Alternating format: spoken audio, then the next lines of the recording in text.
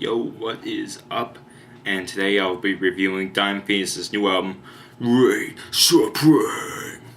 That was really stupid, but let's get on.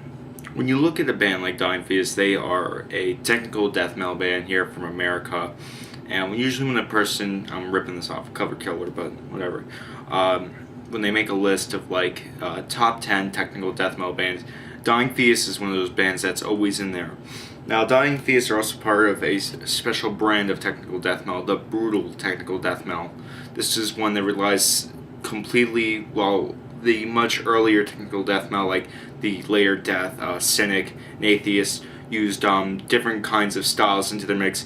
Brutal technical death metal uses basically what sounds like very technical, minus a lot of the experimentation that you hear on the older technical death metal, and it's a decently booming business. Of course, you have bands that pioneered it, like Dying Fetus, and of course also Necrofascist would be one of those who have inspired bands like Spawn of Possession, Cephalic Carnage, and Origin to be modern day.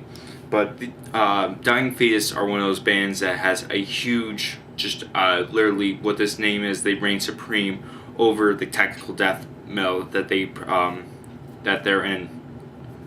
Now, this is their new album, Reign Supreme. It's a 9-track affair. It's about 37 minutes, so it's a fairly short release, but it's also that's a good thing about this album. If this album had been longer, I felt it would have been dragged on. So the album starts off with Invert the Idols, which if you got one of the Dying Fetus shirts, they came with Reign Supreme. That was one of the things that said on the back. And this song is just killer. Absolutely carnage, riffing up the ass, technical as hell. Drum work, absolutely precise, coldly calculated, nearly mechanical, but still has that trace of human, and then with Trey Williams. Bass work is also very audible here. That's something that's always been there with the sweep picking and stuff with their bassist. Then like I said, with the guitar work, very technical. A lot of great, memorable, brutal slams. Some great palm muted, just fucking terrorizingly crushing chords coming from John Gallagher. Then we get to the second track, which follows a little bit more of a groove direction that the band is known for. This, of course, is the first song we heard off it, Subjected to a Beating. On this album, it has those political lyrics you've heard in previous ones, but this time it's a bit more towards their older style, like you heard on Destroy the Opposition and Killing on Adrenaline, where it's a bit more based on the more violent means, more violent than political. And these songs really show it, especially in that lyrical department.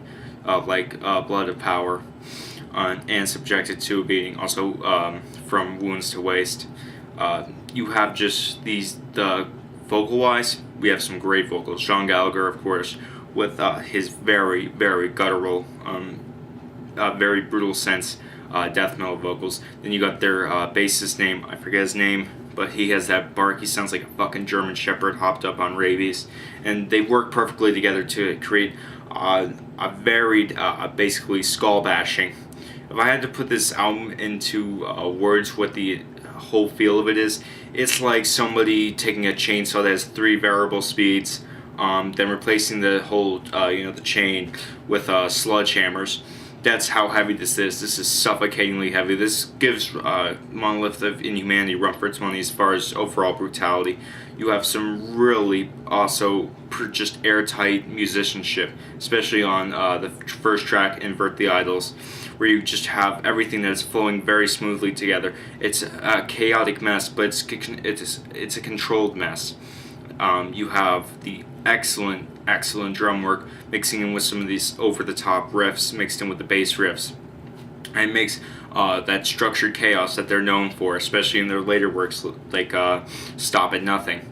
And it really works here. You also have the another thing that also is very prominent has been very catchy grooves. These are brutal grooves, but they're ones that get stuck in your head, like, say, Praise the Lord, and also One Shot, One Kill, that riff towards the end. And you really can see it in a lot of the songs. This is what helps bring it up a bit par. There's a lot of that in there, and it helps keep it fresh and memorable in your head about which song that is playing right now in Reign Supreme. You also have a very nice production. I felt that on Descent into Depravity, I felt the production was up there, but it wasn't quite as good. Here, they nail it perfectly. Everything sounds crisp, everything is audible, but there's no lacking in which instrument sounds louder in the mix than the other. They're all perfectly in there, and they all mix really well. So overall, I really don't want to go too much into this album. I want you to decide, but that's basically my overall thoughts. Overall, it's just another really tight outing from Dying Fetus. The name perfectly fits how this band has conquered the whole death metal scene and helped inspire other bands. Really fast, really brutal, airtight musicianship, some really memorable parts, some really there's not really much to say that's negative about this album. Obviously, there's a lack of diversity with the part that is being that it's brutal technical death metal, but that's come to expect with Dying Fetus records. There's a few songs that aren't up to par with the others, but overall is a high quality release from these guys. Really fucking heavy, really tight, awesome. Subscribe and comment. Peace.